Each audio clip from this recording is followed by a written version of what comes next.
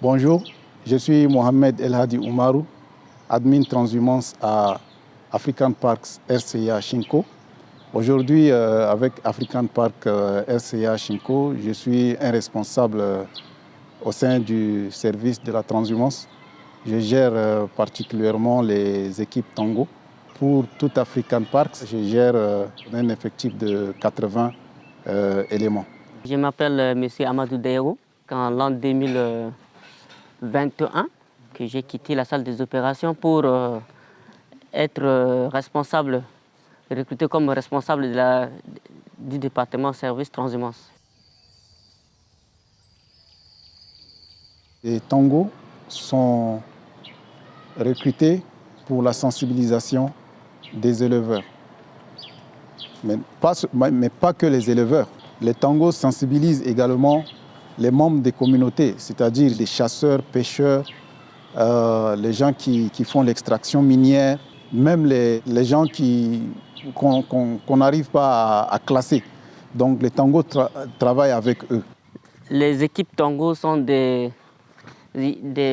personnes qui sensibilisent, qui font la sensibilisation pour la transhumance. D'autre part, avec toutes les parties prenantes concernant les éleveurs locaux ou soit les nomades ou les sédentaires dans le cadre de la transhumance. Ces agents, ils font les activités de sensibilisation sur les communautés locales concernant la chasse, la pêche et les mauvaises pratiques d'exploitation forestière ou toute autre utilisation des terres.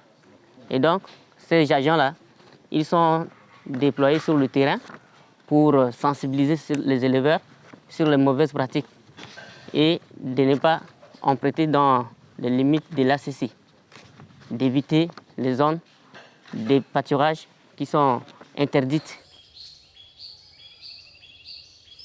Les membres de l'équipe, ils sont issus de la culture pastorale. Ce sont plutôt les personnes qui parlent la même langue que ces transhumants, qui comprennent ce qu'ils disent, qui connaissent leur culture, par exemple, qui connaissent aussi leur dialecte, un ou deux dialectes de ces personnes-là, et qui leur font expliquer ces informations en propre langue maternelle pour que ce message puisse bien passer. Et ces tangos, majoritairement, ce sont des musulmans qui connaissent très bien la langue de ces éleveurs-là. Parce que tous ces pastoraux, ce sont parfois de la communauté Peul, ils sont venus du Soudan. Et la langue parlée, parfois, c'est l'arabe et la langue Peul, qu'on appelle la langue Fulbe. Ces personnes-là, ils sont de la même culture que ces éleveurs.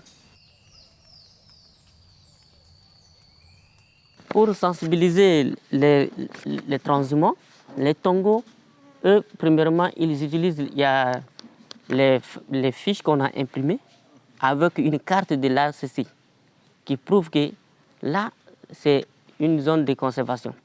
Voilà, vous ne pouvez pas passer de cette manière-là. Vous allez emprunter cette piste.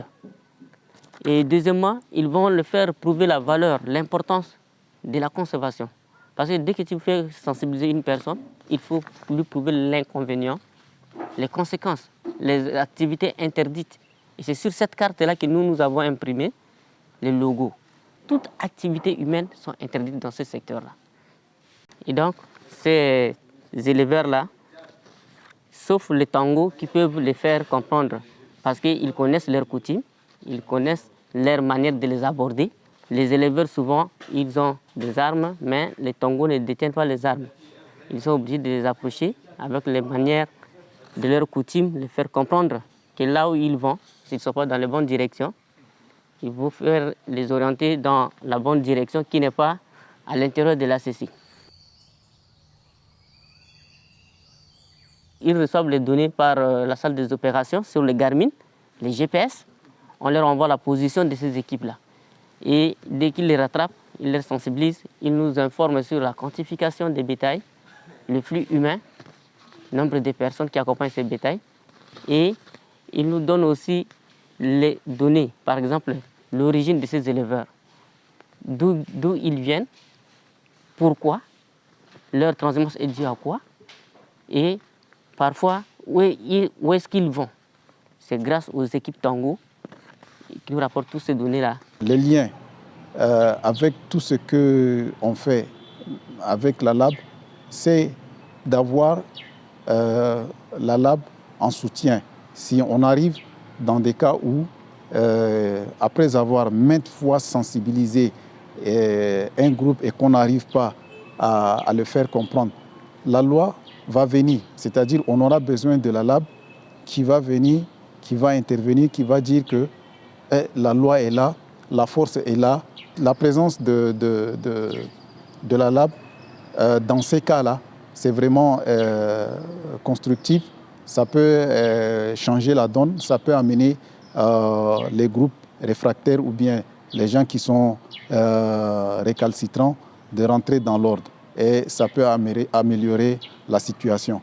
Mais il ne faut pas aussi qu'on utilise trop la force, vu que la plupart du temps, on n'a pas la possibilité d'avoir tous les temps les rangeurs ou bien les gens qui appliquent la loi avec nous.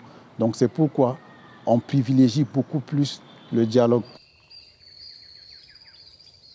La première importance est de viser à long terme.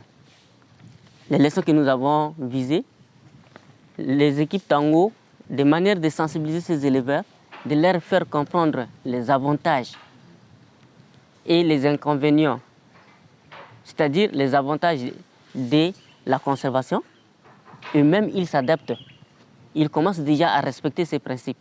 Et nous voyons que c'est une bonne pratique parce que ça réduit le taux des incidents, ça réduit aussi le taux d'infiltration des éleveurs au cœur de l'ACC. Et ce qui prouve que c'est une bonne méthode avec moins de risques, c'est-à-dire incidents au niveau sécuritaire de nos agents. On n'a pas assez de risques avec ces agents parce qu'ils sont de la même communauté. Dès qu'ils se retrouvent avec ces éleveurs-là, c'est comme s'ils sont dans la même famille. Et le message passe très vite. Et eux-mêmes, parfois, ils adhèrent. Ils commencent à apprendre, c'est-à-dire la transhumance moderne, comment ils peuvent utiliser la transhumance organisée, qu'est-ce que le pâturage durable. Avant, un éleveur ne connaissait pas. C'est grâce au Tango que tous ces messages-là sont très bien passés. Les avantages de la conservation et les inconvénients de la destruction de la forêt.